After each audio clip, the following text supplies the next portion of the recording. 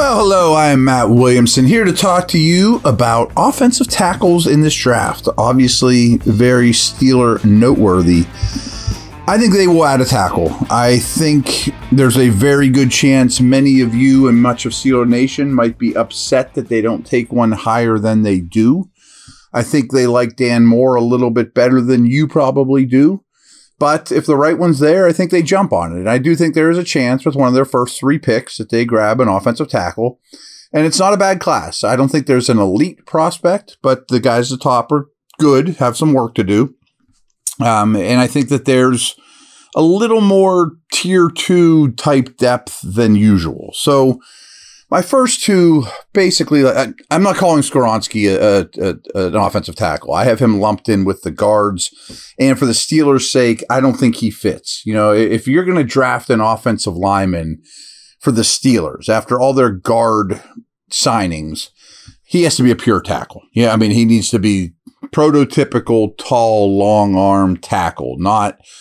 You know, if the Titans draft Skoronski, they say, well, we're going to start him out at left tackle, and if his lack of length hurts him, we'll move him to guard because we got a bunch of other spots. See, I don't think the Steelers have that situation now, that they really have, it's a tackle or bust situation for them. So Skoronski, to me, no longer is of interest at 17. He won't be there anyway. The 2 run to the podium guys, I wrote this article last week, are Broderick Jones from Georgia, Paris Johnson from Ohio State. I have Johnson slightly above him, but I wouldn't fight you either way. Both these guys don't have a ton of experience. They would be, for me, basically no-brainers at 17. I give them about a 20% chance of either making it. Tackles go quick. These guys have prototypical traits. You know, Johnson has crazy long arms. Only 1 year at left tackle, but played guard. He would have been a left tackle at basically any other school in the world other than Ohio State, you know, up until, you know, well before his senior year. Very athletic, tons to work with. I'm not going to spend a ton of time with these 2 because if the Steelers happen to fall into one, great. You've probably done some homework on them already. Don't get your hopes up. Jones is really interesting, though. I mean, he runs so well and is very fluid. He may have the higher upside of the 2. Just watching him at his combine drills, his wide base, his feet were always really far apart, which is really hard to do, to maneuver and sink your hips and all those things with a wide base. And he's able to do it. So if he fulfills his potential, he's the number 1 in this class. But Johnson's not far behind. Again, I mean, we're splitting hairs with these 2 to me.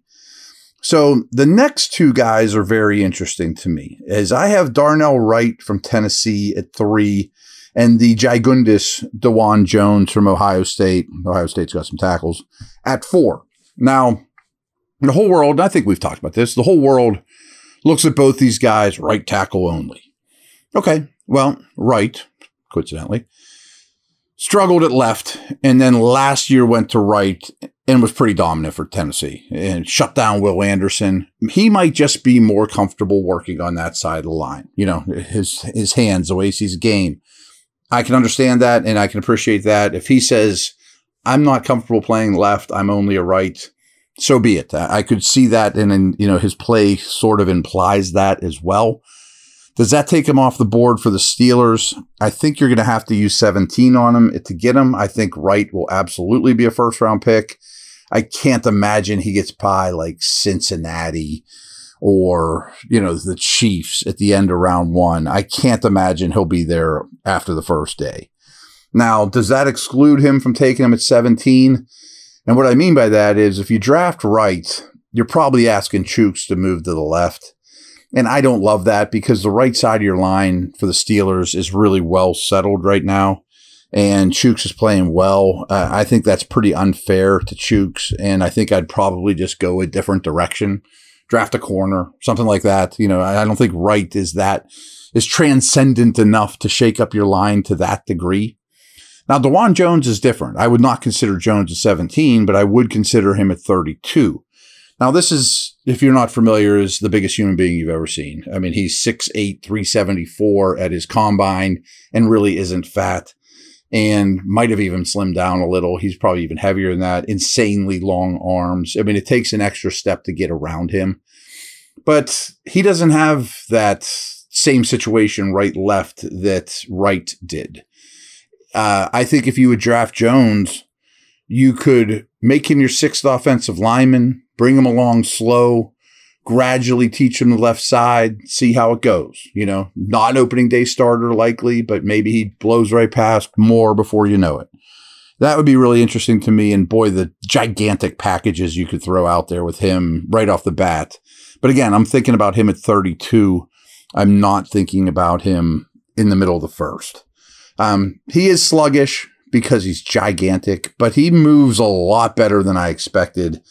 I mean, the way that the Steelers are building their line with bullies and size and girth, I bet they like this kid. So going to take a break, and then I got a couple other categories here to talk about. I really wanted a top 6 instead of my top 5. So I've been grouping these in top 2, next 2, who are both the right tackles, and then these upcoming 2 here in a minute.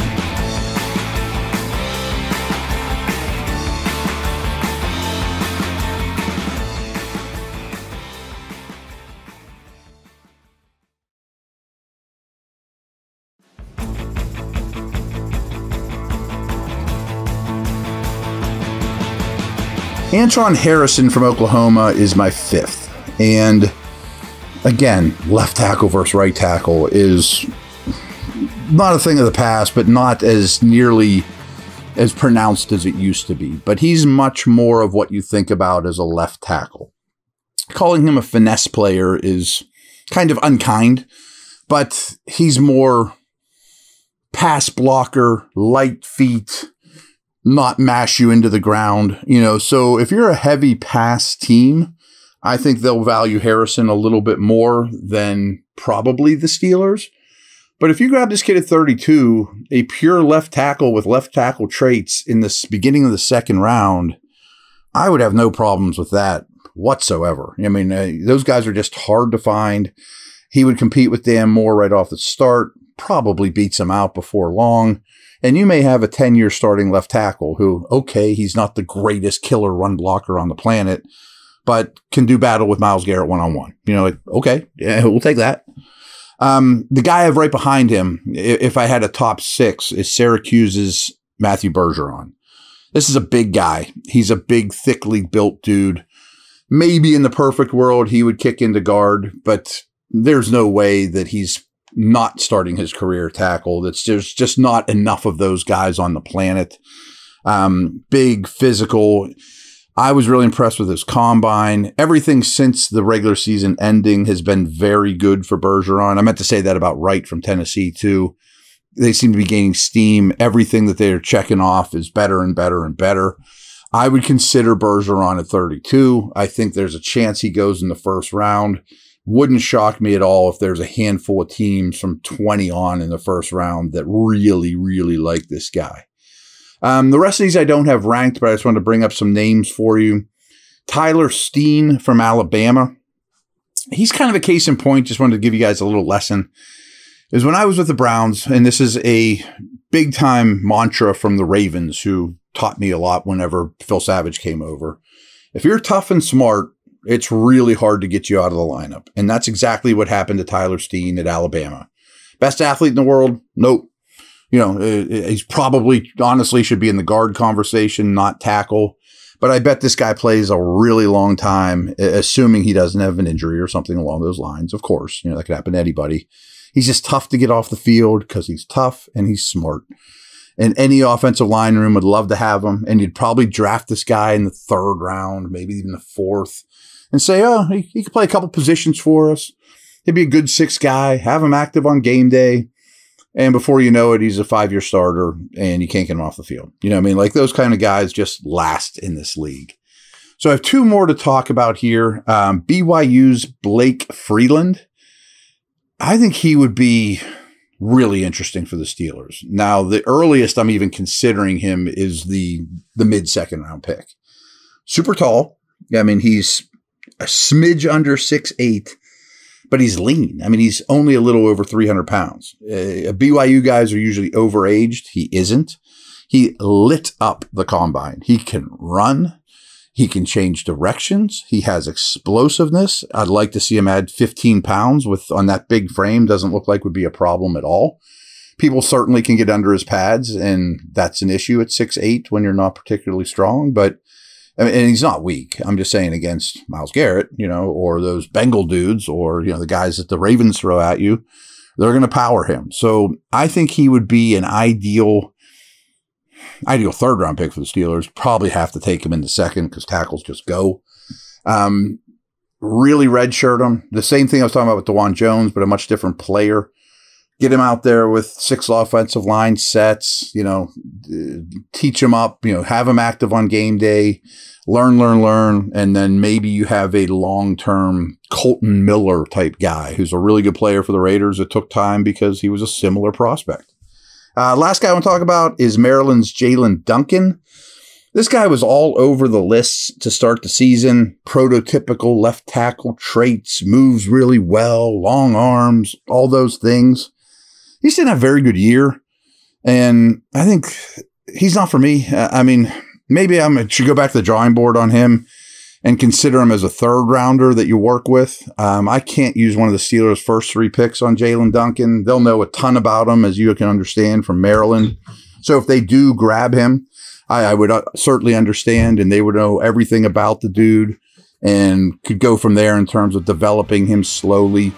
But his tape left a lot to be desired last year. So didn't fulfill the promise. So that's a wrap. Over and out. Take care.